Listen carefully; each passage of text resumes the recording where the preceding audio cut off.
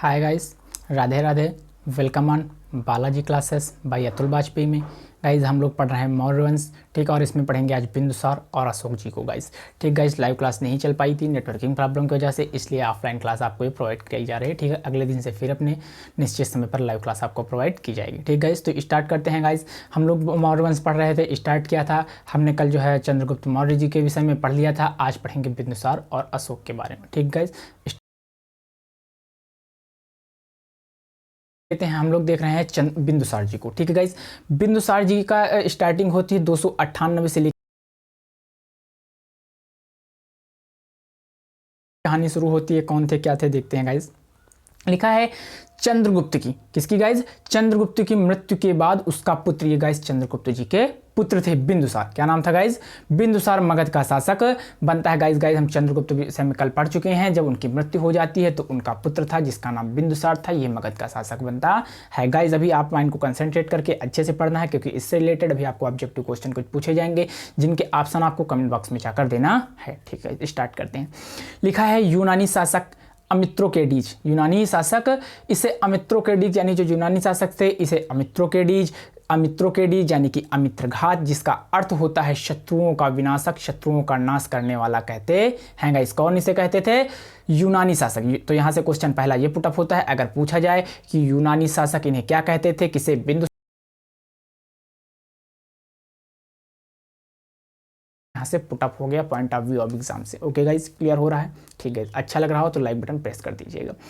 जैन ग्रंथों में इन्हें किसे गाइस? जैन ग्रंथों में इन्हें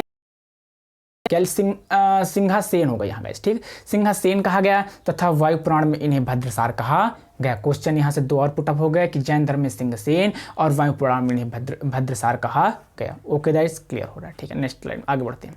टेक टाइम टू ना वेस्ट करते हो गाइस, स्लोली बढ़ते हैं, ठीक है। कोई प्रॉब्लम नहीं, नेक्स्ट स्लाइड पे चलते हैं।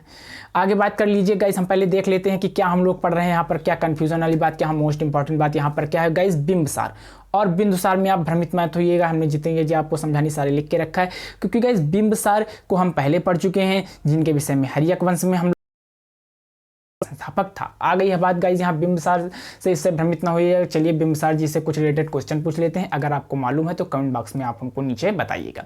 पहली थे, इन्होंने कितने साल तक राज किया था? आपको समय मिलता है, 5 सेकंड का समय है, हम वेट करेंगे। आप आंसर बताइए, फिर हम बताएंगे इसी क्लास में, ठीक गाइस। तो ठीक है गाइस, बताइए बिंबसार जी ने बिंबसार जी ने कितने वर्षों तक राज किया था? कमेंट बॉक्स में बताइए। जो बच्चे बताएंगे उनका नाम अगले दिन हम अपने लाइव क्लास में बताएंगे, या बताया जाएगा कि किन्हीं बच्चों ने सही आंसर दिया था। तो गाइस कितने वर्षों तक? 52 वर्षों।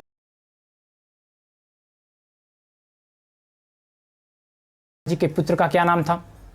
ठीक है। किसने बिंबसार जी की हत्या करके शासक प्राप्त कर लिया था गाइस? ये बताइए। इसका आंसर जल्दी जल्दी बताते रहिए, क्लास लंबी ना होने पाए। आप ऑप्शन बताइए। इसी क्लास में गाइस हम इसका आंसर बताएंगे, आप बताइए जल्दी से।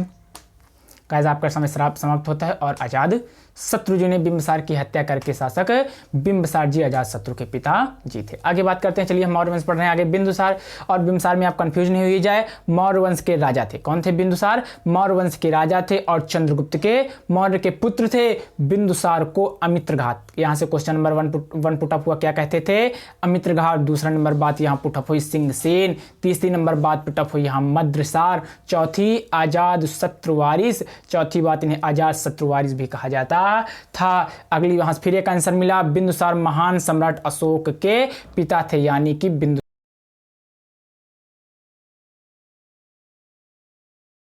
और दुर्धरा। क्या लिखा है? चंद्रगुप्त मौर्य। तो बिंदुसार जी के पिता का नाम चंद्रगुप्त मौर्य था और इनकी माता का नाम दुर्धरा था। के पुत्र बिंदुसार थे। के पुत्र बिंदुसार ने काफी बड़े राज्य का शासन संपदा के रूप में प्राप्त कर लिया। यस गाइस, इनके पिता चंद्रगुप्त मौर्य ने इन्हें बहुत बड़ा शासन संपदा के रूप में दिया, अपने पुत्र को दिया। कई पॉइंट यहाँ से हुए। इनके पिता का नाम हमने जाना चंद्रगुप्त मौर्य था, माता का नाम दुर्धरा था, ठीक है। बिंदुसार जी के पुत्र का नाम बिंदुसार मौर्य महान अशोक के पिता थे, इनके पुत्र अशोक जी थे, ठीक। सारी बातें हमने जान ली। नेक्स्ट स्लाइड पे चलते हैं।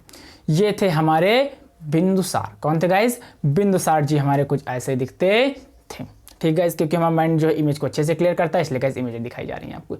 आगे बात की जा रही है प्लिनी के अनुसार। प्लिनी जी ने इन्हें क्या कहा? मिस्र के राजा फिलांड्रफेस, जिसे डालमी द्वितीय कहते हैं, ने बिंदुसार के दरबार में डायोनिसियस, क्या नाम है? डायोनिसियस डायोनिसियस नामक राजदूत भेजा था। तो क्वेश्चन यहाँ पूछा है कि इनके दरबार में डायोनिसियस नाम का राजदूत किसने भेजा था? तो डालमिए द्वितीय जी ने। ओके गाइस, क्लियर हो रहा है, कोई प्रॉब्लम नहीं, वॉइस भी अच्छे से क्लियर हो रही होगी, माइक से वॉइस आ रही है, अच्छे से आ रही होगी। यूनानी लेखक एंथेनियस के अनुसार सीरिया नरेश, यहाँ से एक बात पूरी हो रही, सीरिया के राजा कौन थे? बिंदुसार के बीच पत्र व्यवहार का वर्णन मिलता था, यानी लेटर एक दूसरे के बीच लिखे जाते थे। तो यहाँ से ये भी बात हुई कि सीरिया के नरेश कौन थे? एंटियोकस प्रथम था। दूसरी बात ये, बिंदुसार के बीच में कैसा संबंध था? दोनों पत्र व्यवहार लिखते थे, पत्र व्यवहार का वर्णन मिलता है। गाइस आइए देखते हैं पत्र व्यवहार से हमें क्या जानकारी मिलती है। इनके पत्र व्यवहार से हमें जानकारी ये मिलती है, लिखा है इस पत्र व्यवहार, क्या लिखा है? इस पत्र व्यवहार के अनुसार बिंदुसार ने एंटियोकस से, बिंदुसार जी ने किससे? एंटियोकस से 3 चीजें मांगी थी। एंटियोकस, अब यहाँ से क्वेश्चन पुटअप होता, कितनी चीजें मांगी थी? 3 चीजें मांगी थी। पहला गाइस मदिरा, नंबर 1 क्या मांगा था? मदिरा यानी बियर यानी दारू। दूसरे सूखे अंजीर और एक दार्शनिक की मांग की थी। लेकिन यहाँ से गाइस यहाँ इंपॉर्टेंट बात यह है कि उन्होंने एक पर दार्शनिक उनके दरबार में नहीं भेजा था। और मांगी कितनी चीजें थी गाइस? 3 चीजें। लिखा है बिंदुसार के दरबार में 500 सदस्यों वाली एक मंत्री परिषद थी। यस गाइस, ऐसी एक मंत्री परिषद थी जहां 500 सदस्य बैठ सकते थे। तो किसके पास थी गाइस? बिंदुसार जी के पास थी। किसके पास थी गाइस? बिंदुसार जी थी, जिसका प्रथम प्रधान खल्लाटक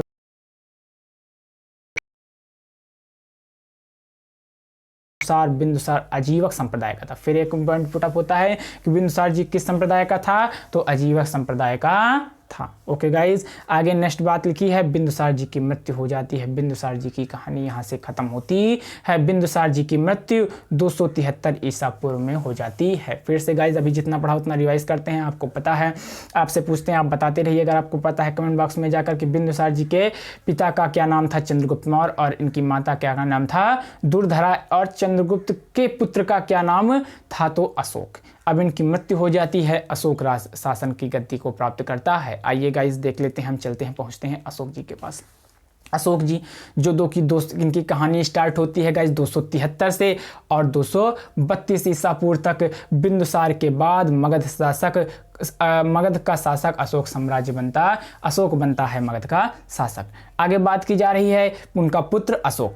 आगे अशोक जी 273 ईसा पूर्व के गद्दी पर बैठा, परंतु उसका राज्य जब से 4 वर्ष बाद 269 गाइस हिंदी की गिनती पढ़ने में इंडिया में 75% लोगों को प्रॉब्लम होती है 69 और 79 वाली में। ठीक है, तो 269 बोलेंगे, आपको भी होती है तो कमेंट बॉक्स में बताइए। ठीक, उसका राज्य जब से 4 वर्ष के बाद हुआ। क्यों गाइस? क्योंकि हम लोग हिंदुस्तानी। बाद 269 ईस्वी में हुआ था। ठीक है, आगे राजगद्दी पर बैठते समय अशोक अवंतिका राज्यपाल था। कहां का राज्यपाल था? अवंतिका राज्यपाल था। कौन?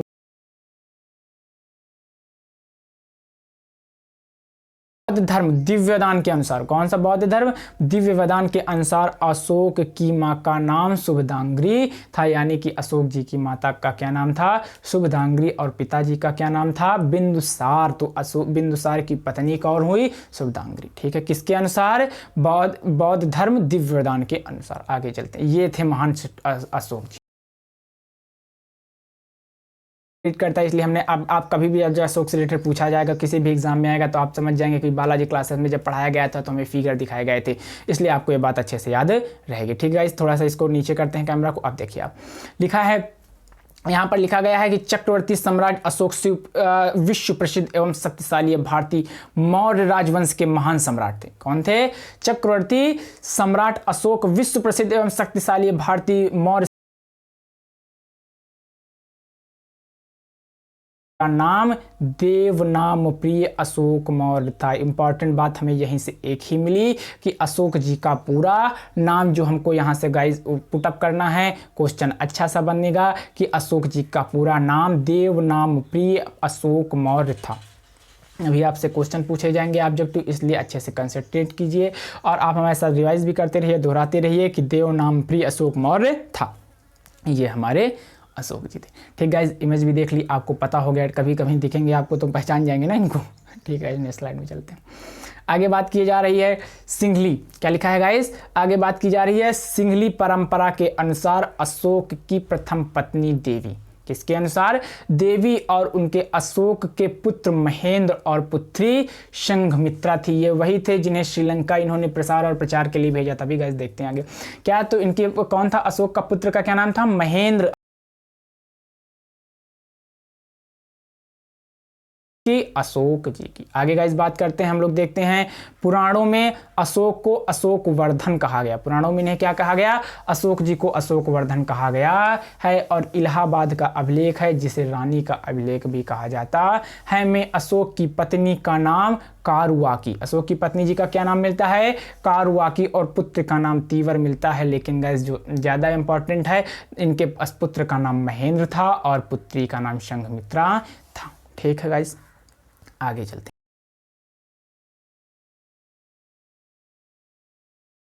हैं। अभिलेख और यह रानी का अभिलेख में इनकी पत्नी का नाम कोरवाकी और पुत्र का नाम तीवर मिलता है। ठीक है, और पुराणों में अशोक को अशोक वर्धन, यह भी पॉइंट इंपॉर्टेंट है, पुराणों में अशोक को अशोक वर्धन कहा गया है। ओके गाइस, क्लियर हो रहा है, कोई प्रॉब्लम नहीं, अच्छे से हम लोग पढ़ते चलते हैं। ठीक है, कोई प्रॉब्लम नहीं, अच्छे समझ में आ रहा है ना। ठीक है, समझ में आ रहा है, एक बार लाइक प्रेस कीजिए। आगे देखते हैं आगे देखते हैं गाइस, यहाँ पर क्या लिखा है, उदय गोलम अभिलेख से अशोक जी को देव नाम प्रिय तथा भाब्रू अभिलेख में देवा नाम प्रियदर्शी कहा गया है, उपाधियों से उल्लेख किया गया या कहा गया है। तो यहाँ से फिर से एक दो बातें बताएं कि उदय गोलम अभिलेख, ठीक, जो अशोक जी का था, अशोक जी को क्या कहा गया, देव नाम प्रिय कहा गया। तो उदय गोलम में क्या कहा गया, देव नाम प्रिय, और भाब्रू, और किसे, और भाब्रू अभिलेख में इन्हें कहा गया है देवनाम प्रियदर्शी। ठीक है गाइस, उपाधियों से उल्लेख किया गया है। ठीक है, आगे चलते हैं, इंपॉर्टेंट है, इसे नोट करिए, फिर ऑब्जेक्टिव पूछे जाएंगे। अशोक के जीवन की प्रारंभिक जानकारी हमें बोध, ठीक है, ग्रंथ दिव्यवदान तथा सिंघली अनुश्रुतियों से मिलती है। बौद्ध ग्रंथ दिव्यवदान तथा सिंघली अनुश्रुतियों से अशोक के जीवन की जानकारी मिलती है। इनके अनुसार, ये फिर इंपॉर्टेंट मिल रहा है, इनके अनुसार अशोक जी ने सिंहासन को प्राप्त करने के लिए अपने 99 भाइयों, कितने भाइयों गाइस, 99 भाइयों, कितने गाइस, 99 भाइयों की हत्या कर दी थी, 99 अपने ब्रदर्स की हत्या कर दी थी। ओके गाइज, कोई प्रॉब्लम नहीं, वॉइस क्लियर, सब क्लियर, अच्छे से चलते हैं। राज्य अभिषेक के 8 वर्ष के पश्चात क्या लिखा है, राज्य अभिषेक के 8 वर्ष के बाद अशोक ने कलिंग पर आक्रमण किया और वहां पर इन्होंने क्या किया, कलिंग पर अभिलेख थे, इंपॉर्टेंट है। अशोक जी के टोटल कितने, 40 अभिलेख थे। यहाँ अभिलेखों की भी बात आई तो याद आ गया, अशोक जी के टोटल 40 अभिलेख थे। और हाँ, अशोक जी के जो अभिलेख थे वो 3 पार्ट में डिवाइड थे। कितने पार्ट में डिवाइड थे, अशोक जी के अभिलेखों को 3 पार्टों में डिवाइड किया गया ना, शिलालेख, ठीक है, और स्तंभलेख और गुहालेख। तो कितने प्रकार में डिवाइड थे, शिलालेख, स्तंभलेख और गुहालेख, 3 प्रकार में अशोक जी के अभिलेखों को डिवाइड किया गया था। इंपॉर्टेंट है, अभी नोट करिए, अभी आगे थोड़ा सा और फिर आपको बताते हैं। ठीक है, कुछ एक्स्ट्रा ऑर्डिनरी जानकारी भी लेते रहिए। की राजधानी तोसली पर अधिकार कर लिया था, कलिंग राज्य पर आक्रमण किया और कलिंग की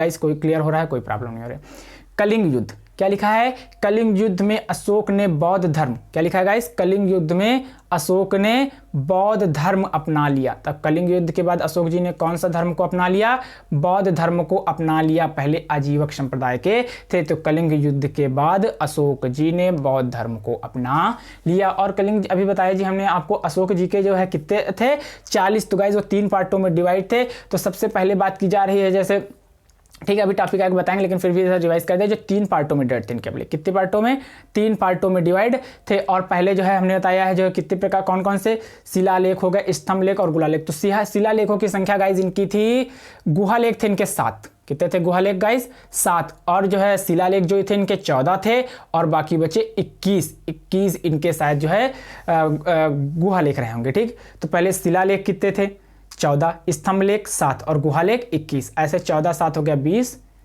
7, ठीक है, 7 1 8, सही है, ठीक है, हाँ ठीक, आगे चलते हैं। आगे नहीं गाइस, अभी उसी में बचा हुआ था। आगे लिखा है अशोक ने, क्या लिखा है, अशोक ने अपनी पुत्री संघमित्रा और पुत्र, अशोक ने अपनी पुत्री संघमित्रा और पुत्र महेंद्र को बौद्ध धर्म के प्रचार के लिए श्रीलंका भेजा था। अभी गाइस पहले पढ़ चुके हैं कि अशोक जी का पुत्र महेंद्र था और पुत्री संघमित्रा थी, जिसे प्रचार के लिए कहाँ भेजा था, श्रीलंका भेजा था। ठीक, आगे लिखा है ये पहले क्या करते थे, कलिंग युद्ध पे जब इन्होंने बौद्ध धर्म को अपना लिया था और अशोक को बौद्ध धर्म की भिक्षा जो है भिक्षु उपासक ने दी थी। किसने दी थी, अशोक जी को बौद्ध धर्म की भिक्षा बौद्ध भिक्षु उपगुप्त ने दी थी। जिस समय बौद्ध इनके जो दीक्षा दी थी उपगुप्त ने इन्हें भिक्षा दी थी। आगे लिखा है बौद्ध होने से पहले ये शैव थे, शिव के उपासक, सॉरी गाइज, शैव थे और ये शिव के उपासक थे। शैव जिसका अर्थ होता है शिव के उपासक। ठीक गाइज, आगे चलते हैं। भारत में शिलालेख का प्रचलन सर्वप्रथम अशोक ने कराया था। यस गाइस, भारत में शिलालेख का प्रचलन सर्वप्रथम किसने कराया था, शिलालेख का प्रचलन सर्वप्रथम अशोक जी ने कराया था। भारत में सर्वप्रथम शिलालेख का प्रचलन अशोक जी ने कराया था। ओके गाइस, क्लियर हो रहा है, किसने, अशोक जी ने कराया था। आगे लिखा है अशोक के अभिलेखों में ब्राह्मी, खरोष्टी, अरामेक, ग्रीक, यूनानी लिपियों का प्रयोग मिलता है। अशोक जी के जो अभिलेख थे इतनी तरह के लैंग्वेज का प्रयोग मिलता है। तो गाइस फिर से यहाँ से बात आ गई है, खरोष्टी हमने लिखा देख लिया है, तो थोड़ा सा पीछे चलते हैं, आपको रिवाइज कराते हैं। बताइए गाइस, जो खरोष्टी लिपि है इसका संबंध कहाँ है और खरोष्टी से क्या याद आता है। गाइस हम आपसे क्वेश्चन पूछेंगे, आपको जो है नीचे कमेंट बॉक्स में जाकर आंसर बताने। तो पहला बात क्या है कि खरोष्टी लीग कहाँ से आई, जब भारत पर किन का आक्रमण के दौरान खरोष्टी लीग जन्मी और किस लिपि से जन्मी थी, ये बताइए आप। तो कहाँ से आई थी, आपका समय शुरू होता है 10 सेकंड में, आप बता दीजिए, फिर इसी वीडियो में आगे आपको आंसर बताया जाएगा। ठीक है, फिर नेक्स्ट वीडियो में बताया जाएगा किन लोगों ने आंसर सही दिए थे और ज़्यादा आंसर दिए थे। तो खरोष्टी लीग गाइस बता दे रहे हैं, आपका समय समाप्त होगा। वीडियो को पॉज कर दीजिए और अपना आंसर नीचे टाइप कर दीजिए। तो ये ईरानियों का जब भारत में आक्रमण हुआ तो वहीं से खरोष्टी लीग जन्मी थी। फिर ईरानियों तक पहुँच गए हैं तो वहाँ से एक क्वेश्चन और पुटअप कर लेते हैं, पूछ रहे हैं उनके आंसर दीजिए। ईरानी जब भारत में आए तो उनके के साथ भारत में सर्वप्रथम मुद्रा का भी प्रचलन हुआ। अब आपको बताने हैं कि उनके वहीं से दो रिलेटेड और क्वेश्चन है, वहीं से रिलेटेड पूछे जा रहे हैं। अब उनके आंसर आपको फिर से नीचे जाके कमेंट बॉक्स में देना है और वीडियो को पॉज कर देना है। ठीक है, 2 तरह की मुद्राएं थी, उनके नाम बताइए। 2 तरह की मुद्रा थी, चांदी की मुद्रा थी और सोने की मुद्रा थी। दोनों के नाम गाइस कमेंट बॉक्स में जाकर बताइए, कमेंट बॉक्स में जाकर बताइए। ठीक है गाइस, फिर हम आगे देखते हैं। आपको कमेंट बॉक्स में जाकर दोनों मुद्राओं के नाम लिखना है, वीडियो के अंत में बताए जाएंगे। आगे लिखा ग्रीक आरामेक लिपि का प्रयोग अफगानिस्तान से मिले अभिलेखों में तथा खरोष्टी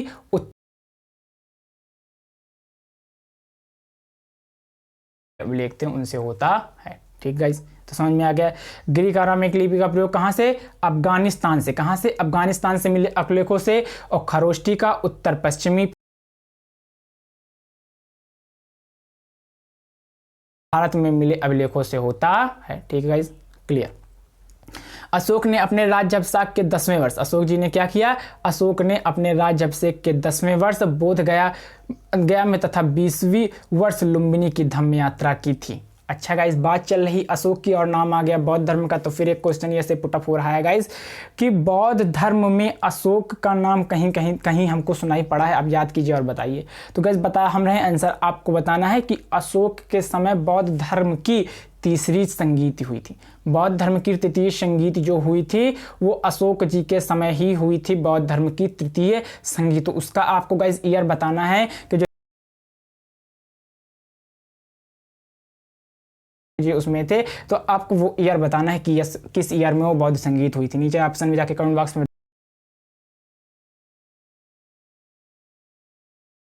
नहीं पढ़ा तो प्लेलिस्ट में जाके बौद्ध धर्म पढ़िए और वहां पर देखिए तीसरी संगीत कब हुई थी।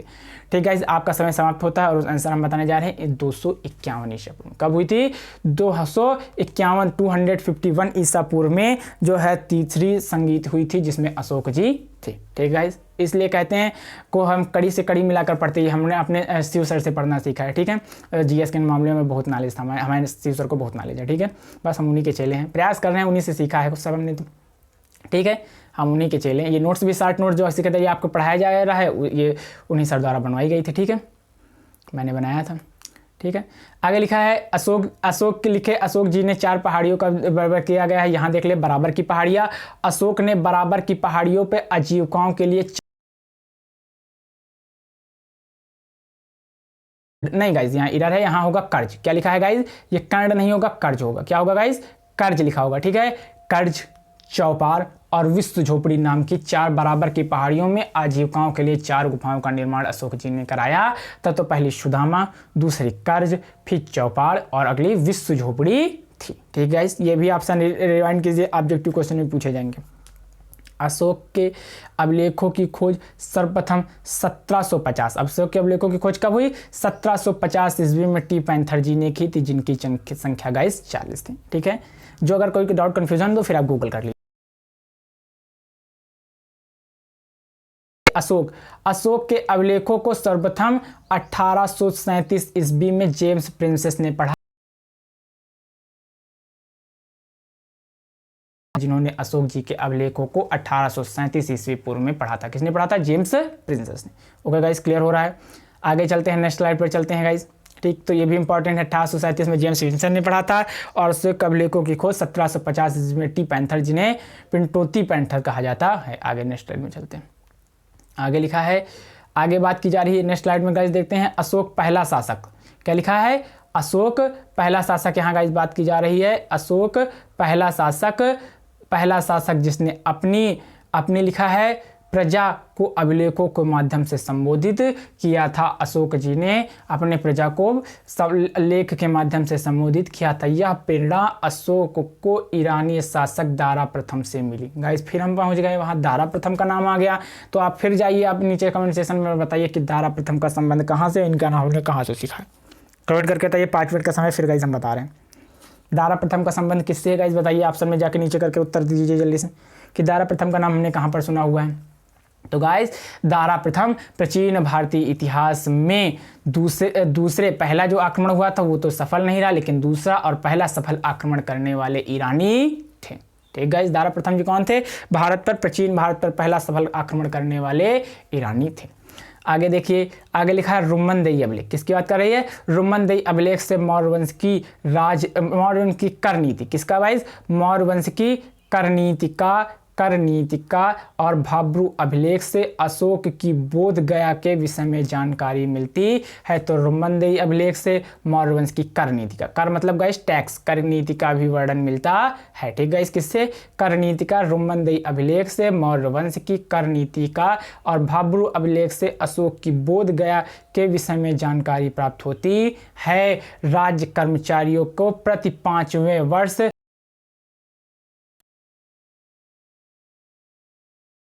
एक पॉइंट ये इंपॉर्टेंट हुआ कि जब राज्य कर्मचारियों को भेजा जाता था हर 5वें वर्ष धर्म के प्रचार के लिए, तो इसे क्या कहा जाता था? अनुसंधान। क्या कहा जाता था? अनुसंधान कहा जाता था। तो गाइस, बोरिंग हो रहा है क्या? नहीं भाई, पढ़ना ही तो बोरिंग हो नहीं सकती। वैसे इंपॉर्टेंट इसलिए गाइस इसी चैप्टर हमने सारे जो है टॉपिक एक साथ कर दे रहे हैं ताकि आपको बार बार फिर ना कंफ्यूजन हो, इसलिए हम पूरा आज क्लियर करेंगे अशोक। ठीक है लिखा है। ठीक गाइस, थोड़ा फास्ट ले चलते हैं। चंद्रगुप्त मौर्य ने अपने साम्राज्य को 4 प्रांतों में तथा अशोक ने अपने साम्राज्य को 5 प्रांतों में विभक्त किया था। चंद्रगुप्त मौर्य जी ने, ठीक है, कितने भागों में विभक्त किया था? 4 में, जबकि अशोक जी ने इन्हें 5 प्रांतों में विभक्त किया था। अब अशोक के चंद्रगुप्त मौर्य कौन थे? बताइए कौन थे? अशोक के चंद्रगुप्त मौर्य कौन थे? इस क्वेश्चन का आंसर नीचे जाकर कमेंट बॉक्स में दीजिए। ठीक है, अशोक के चंद्रगुप्त मौर्य कौन थे? बताइए जल्दी से, अशोक के चंद्रगुप्त मौर्य कौन थे? तो अशोक के पिताजी कौन थे? बिंदुसार, और बिंदुसार के पिता कौन थे? चंद्रगुप्त मौर्य। इसका मतलब अशोक जी के बाबा थे ना, बाबा कहेंगे। यस गाइस, ठीक है, क्लियर। आगे लिखा है प्रांत के शासक को कुमार आर्यपुत्र राष्ट्रिक कहा जाता था। कब? अशोक के समय। और प्रांतों को चक्र कहा जाता था। फिर से इंपॉर्टेंट बना कि प्रांतों के शासक को क्या कहा जाता था? कुमार आर्यपुत्र राष्ट्रिक कहा जाता था। प्रांतों को चक्र कहा जाता था। अर्थशास्त्र, क्या लिखा है? अर्थशास्त्र के शीर्ष अधिकारियों को तीर्थ कहा गया तथा जिनकी संख्या 18 होती है। अब यहाँ माइंड को कंसंट्रेट करने की ज़रूरत है और ध्यान देकर पढ़ने की ज़रूरत है, क्वेश्चन पेपर में यहीं से आएंगे। ठीक है, अर्थशास्त्र में के शीर्ष अधिकारियों को तीर्थ तथा जिनकी संख्या 18 होती है इन्हें महामात्म्य भी कहा जाता है। सबसे महत्वपूर्ण तीर्थ मंत्री और पुरोहित होते थे। सबसे महत्वपूर्ण कौन? तीर्थ मंत्री और पुरोहित होते थे। ठीक गाइस, क्लियर। जो ना समझे वीडियो को रिवाइंड करके फिर से एक बार देख लीजिए। बस गाइस थोड़ा सा अभी बोरिंग होने वाला होगा तो कोई गाइस नहीं, यहाँ समझ लीजिए, ये भी इंपॉर्टेंट है, बोरिंग नहीं होगा। ठीक है, अब लिखा है तीर्थ अधिकारी और कार्य, जिसे लिखा है समाहर्ता किसे कहा जाता था?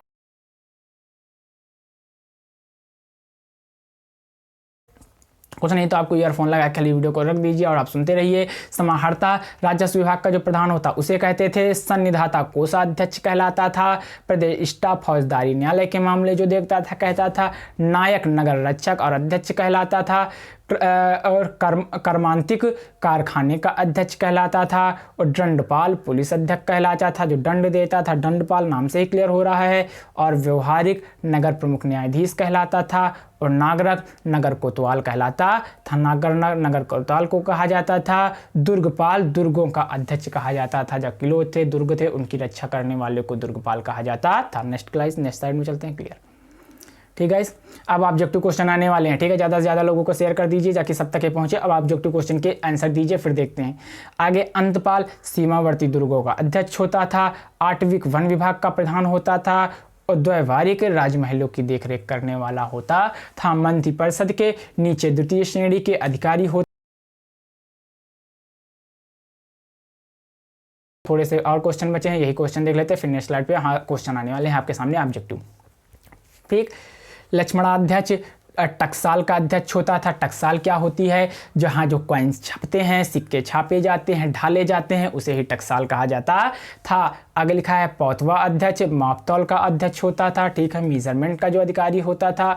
शुल्क का अध्यक्ष राग की धन जुर्माना जो जुर्माना लगाता था। शुल्क अध्यक्ष शुल्क लेता था। सीता अध्यक्ष राज की भूमि का अध्यक्ष होता था। जो सरकारी भूमि होती थी उसका जो अध्यक्ष होता था उसे सीता अध्यक्ष कहते थे। अकारा अध्यक्ष क्या होता है? खाने का अध्यक्ष, जो खाने का अध्यक्ष होता है उसे अकारा कहते हैं। ठीक है, और पन्याध्यक्ष व्यापार और वाणिज्य के मान का अध्यक्ष होता था। नवाध्यक्ष नौसेना का अध्यक्ष होता था। संस्था अध्यक्ष व्यापारिक मार्गों का अध्यक्ष होता था। और महापात्रा प्रस्तरण यानी गुप्तचर और सूचना विभाग का अध्यक्ष होता था। ठीक है गाइस, और मुद्रा अध्यक्ष ये पासपोर्ट विभाग का होता था। मुद्रा अध्यक्ष यानी कि अगर दूसरे राज्य में तुमको जाना है, इन सब के लिए मुद्रा अध्यक्ष कहा जाता था अशोक के टाइम। ठीक है, ये सब जानकारी हमें अभिलेखों से मिलती है। अब गाइस बस खत्म है, यही लास्ट स्लाइड है, इसके बाद हम पढ़ेंगे आगे। गाइस लिखा है, यहाँ पर लिखा है मौर्य प्रशासन में सबसे छोटी इकाई ग्राम होती है। स्टार बना लीजिए, इंपॉर्टेंट है। मौर्य साम्राज्य की इकाई को क्या कहा जाता था? ग्राम होती थी, जिसका मुखिया ग्रामीण या ग्रामिक कहा जाता था। यह भी इंपॉर्टेंट है, मुखिया ग्राम या ग्रामिक कहा जाता था। सबसे छोटा प्रशासन गोप होता है और 10 ग्रामों का मुखिया होता है। सबसे छोटा प्रशासक जिसे गोप कहा जाता है, जो 10 ग्रामों का मुखिया होता है। ओके गाइज, क्लियर हो रहा है? ठीक गाइज, नेक्स्ट स्लाइड में चलते हैं। अब आपके सामने क्वेश्चन आने वाले। ठीक है गाइज, बस थोड़ा सा और देख लेते हैं, बोरिंग। ये देखिए नेक्स्ट स्लाइड में आपके सामने क्वेश्चन आने वाले हैं। ठीक है गाइस, थोड़ा सा और देखते हैं, ये सब इंपॉर्टेंट है। ठीक है गाइस, अगर आप इन्हें नहीं पढ़ेंगे तो फिर एग्जाम में कैसे क्लियर होगा ना गाइस, पढ़ना तो पड़ेगा ही। आगे देख लेते हैं, बस बहुत फास्ट ले चलते हैं। ठीक है, ज़्यादा बोरिंग नहीं होगा। मौर्य साम्राज्य के मुख्यमंत्री और पुरोहितों को, ये फिर इंपॉर्टेंट है, स्टार्ट कीजिए। मौर्य साम्राज्य के मुख्य और जो पुरोहित होते थे उनको चरित्र परीक्षण किया जाता था और उसे उपधा परीक्षण कहा जाता था। जैसे मुख्यमंत्री बनना है या पुरोहित बनना है तो उसके लिए जो टेस्ट लिया जाता था उसे उपधा परीक्षण कहते थे, जिसे चारित्रिक परीक्षण कहते थे। चरित्र का परीक्षण लिया जाता है कि ये व्यक्ति चरित्र से कैसा है, इसे उपधा परीक्षण कहा जाता था। अर्थशास्त्र में गुप्तचरों को गूढ़ पुरुष कहा गया। अर्थशास्त्र में गुप्तचरों को गूढ़ पुरुष कहा गया है। फिर बताइएगा, इस थोड़ा सा रिवाइज करते हैं। अर्थशास्त्र किसने लिखा है? जल्दी से बताइए, किसने? आपके आज समय कमेंट बॉक्स में गई है कि अर्थशास्त्र किसने लिखा है। तो अगर नहीं क्लियर तो गाइस हम बता देते हैं, चाणक्य ने। किसने लिखा है गाइस? चाणक्य ने, जो चंद्रगुप्त मौर्य के साथ थे। आगे लिखा है, एक ही जगह पर रहकर काम करने वाले गुप्तचरों को संस्था कहा गया तथा एक स्थान से दूसरे स्थान को जाकर काम करने वालों को संचार कहा गया था। ठीक है गाइस, सबका स्क्रीनशॉट ले सकते हैं और आप चाहें तो शॉर्ट नोट्स बनाना चाहते हैं नोट्स बना भी सकते हैं, बहुत अच्छी नोट्स है ऐसे, ठीक है, शिव सर द्वारा बनवाई गई। मेघास्थनीज के अनुसार सड़क निर्माण के अधिवक्तों को एग्रोनोमाई क्या कहा जाता था, जो सड़क निर्माण करते थे, यानी कि PWD के अधिकारियों को एग्रोनोमाई कहा जाता था। आगे लिखा है गाइस, एग्रोनोमाई कहा जाता था। आगे बात की गई है, राज्य की मुख्य स्रोत भूमि कर हुआ करता था। राज्य की आय का जो मुख्य स्रोत हुआ करता था, राज्य की यहाँ लिखना होनी चाहिए गाइस, आय का, किसकी, राज्य की आय का मुख्य स्रोत भूमि कर हुआ करता था, जो कुल उपज का 1/6% था। कुल उपज का कितना था, 1/6%। किस काल में, मौर्य काल में।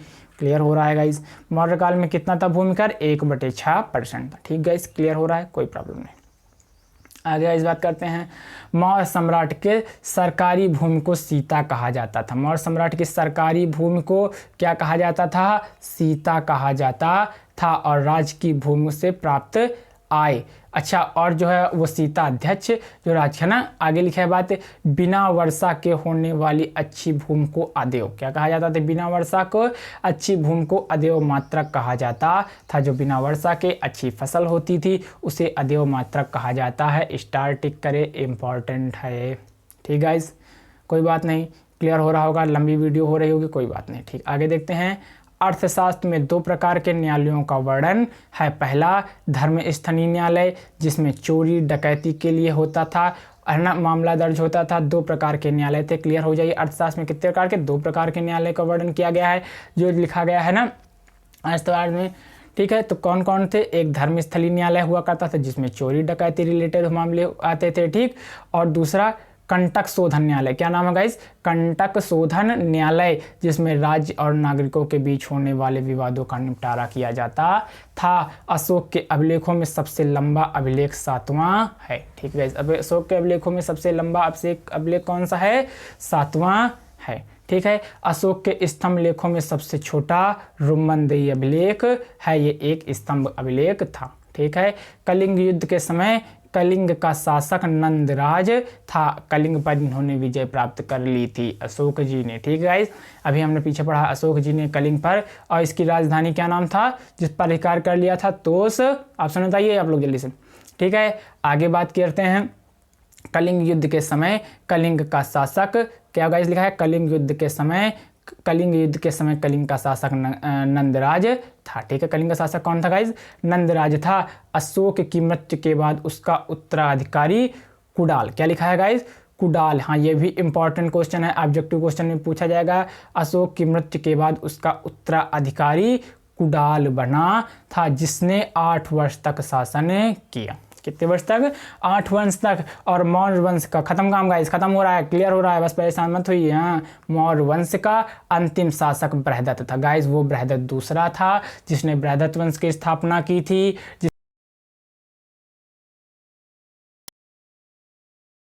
मारा गया। और ये अंतिम शासक है मौर्य वंश का, जिसका नाम बृहदत्त था, जिसकी हत्या उसके मंत्री पुष्यमित्र शुंग ने की थी। अब हम अगले वीडियो में पुष्यमित्र शुंग को पढ़ेंगे। अब इस वीडियो में आ गया है इंटरेस्टिंग पॉइंट, ऑब्जेक्टिव क्वेश्चन का आंसर देने वाला। आप सबको ऑब्जेक्टिव क्वेश्चन हम पढ़ेंगे, उसके बाद 2 मिनट तक रुकेंगे। आपको इनको आंसर कमेंट बॉक्स में देना है, 1 नंबर 2 नंबर डालकर, या फिर जो बात उसके आगे पूछी गई वो बात डालकर आपको सबको आंसर देने हैं। अगले नया गाइस, ठीक गाइस, चलते हैं अपने लोग नेक्स्ट स्लाइड पर। आ गए हैं गाइस आपके लिए क्वेश्चन, ये सारे क्वेश्चन भाई टाइप करने में और ये बनाने में गाइस बहुत समय लगा, इसलिए आपका बस सब सपोर्ट चाहिए, प्यार चाहिए, जिसके लिए आप सब्सक्राइब कर दीजिए, एक बार गाइस शेयर कर दीजिए, क्योंकि इन क्वेश्चनों में बनाने में काफ़ी मेहनत पूछा गया। देख ले हैं, निम्नलिखित में से वह कौन है जिसका नाम देवनाम प्रिय था।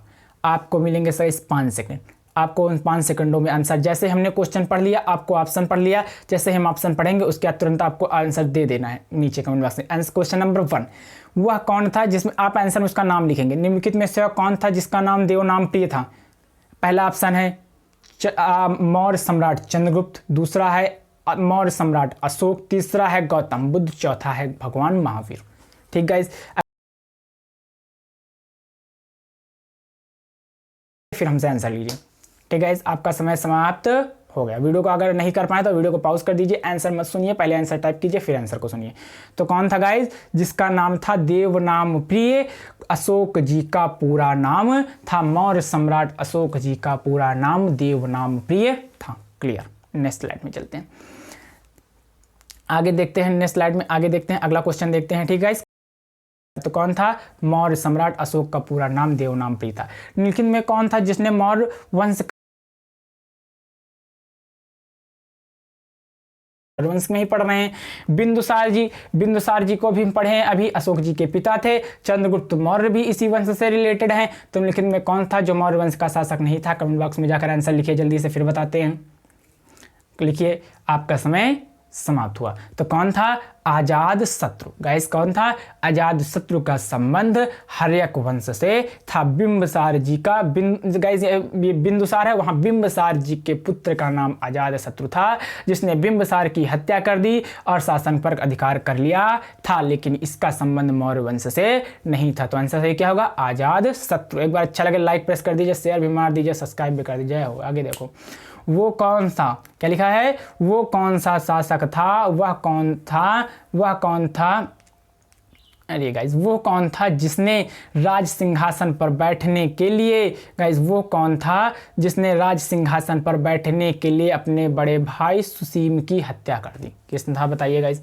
वह कौन था जिसने राज सिंहासन पर बैठने के लिए अपने बड़े भाई सुसीम की हत्या कर दी थी? किसने हत्या की थी? अशोक, अजातशत्रु, कनिष्क और सुमित। देखिए गाइस, फिर पेपर में आए तो हम ऐसे कुछ आंसर को होते हैं ना, हम क्लियर कैसे करेंगे, तो ऑप्शन हिंट कैसे किए जाते हैं। ठीक है, ऑप्शन हिट कैसे होते हैं? अजातशत्रु हो नहीं सकते, हर्यक वंश में है। कनिष्क और सुमित की बात होनी है तो डायरेक्ट हम किसमें ठोकेंगे? अशोक जी में। क्योंकि हमने अभी पढ़ा अशोक जी ने अपने कितने 99 भाइयों की हत्या कर दी है। वीडियो को पॉज करिए, आंसर सुनने से पहले ऑप्शन जरूर कमेंट में टाइप करते रहिए। अगला क्वेश्चन नंबर 4, निम्नलिखित में से किसकी तुलना मैकियावेली के प्रिंस से की जाती है? आपको ऑप्शन बताना है। लिखित में से किसकी तुलना मैकियावेली के प्रिंस से की जाती है? कमेंट बॉक्स में जाकर क्वेश्चन नंबर 4 का आंसर टाइप कीजिए। 4 का ऑप्शन लिखिए ABCD में जल्दी से। आपका समय समाप्त हुआ और इसका आंसर क्या होगा? देखिए, पहले है कालिदास का मालविकाग्निमित्र, नहीं। कौटिल्य का अर्थशास्त्र हो सकता है, मत्स्यायन का कामसूत्र और ये भी नहीं, और तिरुवल्लम का तिरुकरल नहीं होगा। तो क्या होगा? कौटिल्य का अर्थशास्त्र। और इसका किसने मौर्य शासक नहीं था? अजातशत्रु। इसका मौर्य सम्राट अशोक का, और इसका अशोक का। चारों क्लियर, चारों आंसर क्लियर। नेक्स्ट स्लाइड में चलते हैं। ठीक गाइस, क्लियर हो रहा है। आगे बात की जा रही है, नेक्स्ट स्लाइड में आ चुके हैं। इसमें आपके लिए जो क्वेश्चन है देखते हैं। सबसे पहला क्वेश्चन क्या दिख रहा है? ऊपर दिखाया गया है, निम्नलिखित में से अशोक की वह कौन सी पत्नी थी जिसको प्रभावित हुए थे, प्रभावित हुए थे? तो अशोक जी की पत्नी का नाम चंडाई का पत्नी नहीं थी, चारुलता, गौतमी और कारुआकी। तो इनकी पत्नी क्या नाम है? पारुआकी। और पुत्र तीवर का उल्लेख मिला था। तो गाइस इसका आंसर क्या हुआ? कारुआकी। अगले का उत्तर आप दीजिए। चलिए कमेंट बॉक्स में दीजिए, पढ़िए क्वेश्चन। बिंदुसार ने विद्रोहियों को कुचलने के लिए अशोक को कहाँ भेजा था? ऑप्शन टाइप कीजिए नीचे कमेंट बॉक्स में। स्वर्णगिरी, तक्षशिला, उज्जैन और वैशाली। ऑप्शन टाइप कीजिए गाइस। ठीक है, हम भी आपके सामने ये आंसर देंगे। बिंदुसार ने विद्रोहियों को चलने के लिए। आपका समय समाप्त हुआ। वीडियो को पॉज कीजिए, रोकिए और जाके आंसर दीजिए। तो कहाँ भेजा था गाइस?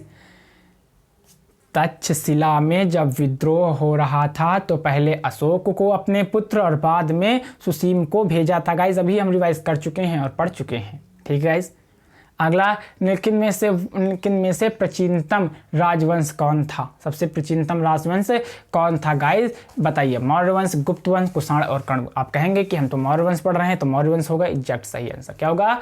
मौर्य वंश। कौटिल्य, चाणक्य किसका प्रधान था? तो बताइए। चंद्रगुप्त सेकंड का, चंद्रगुप्त मौर्य का, अशोक का और अजातशत्रु था। कौटिल्य और चाणक्य किसके समय था? चंद्रगुप्त मौर्य के समय। नेक्स्ट स्लाइड में चलते हैं। अगला क्वेश्चन क्लियर हो रहा है? वॉइस क्लियर सब? अंगीकृत किया यानी स्वीकार किया था, बताइए किसके धर्म को किया था? ऑप्शन 4 जुडिज्म, बौद्ध, हिंदू, जैन। तो 4 में से आपको तो एक जुडिज्म और हिंदू कट गया, बौद्ध और जैन में बताना है। ऑप्शन में जाके टाइप कीजिए। कलिंग प्रताप ने अशोक निम्नलिखित में से कौन सा धर्म अंगीकृत कर लिया था? आपका समय शुरू होता है और आपका समय खत्म होता है। मैं बताता हूँ कौन। ऑप्शन में नीचे वीडियो को रोक कर बताइए ऑप्शन। किस बौद्ध धर्म की शिक्षा ली थी? ठीक है, बौद्ध धर्म की शिक्षा ली थी कलिंग विजय के पश्चात अशोक जी ने।